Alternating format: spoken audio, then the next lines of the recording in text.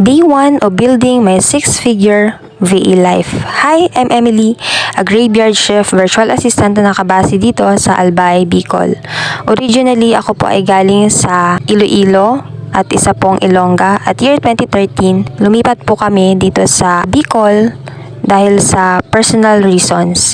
I work with e-commerce clients at kagaya po ng ibang mga VA, nagbabalance din ako ng work, responsibilidad sa buhay, goals, and mga totoong pangyayari behind the screen. Ito yung umpisa ng aking 100-day journey. Ako'y samahan ninyo sa journey na ito.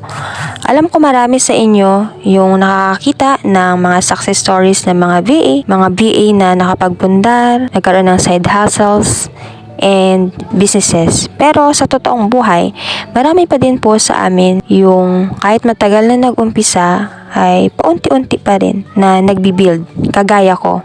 Nag-umpisa ako mag-freelance year 2019. I prayed to God na bigyan niya ako ng client after graduation. So, June 2019, in-answer ng Lord yung aking prayer at binigyan niya ako ng kauna-unahang client na nagtiwala sa akin kahit na wala pa akong experience nun. That was a role for an eBay dropshipping.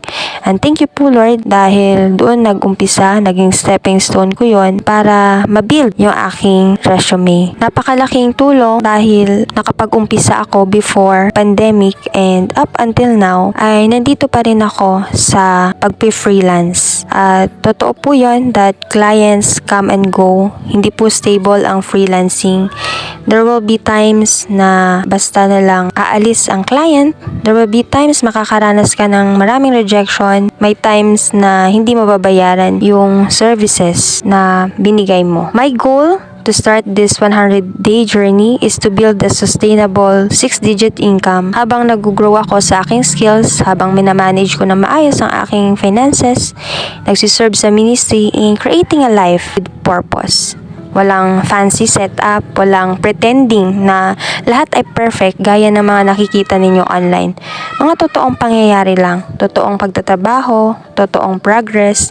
So kung curious ka kung ano yung buhay ng isang graveyard shift VA, come along with me. Follow the journey and let's see where day 100 takes us. Thank you. God bless.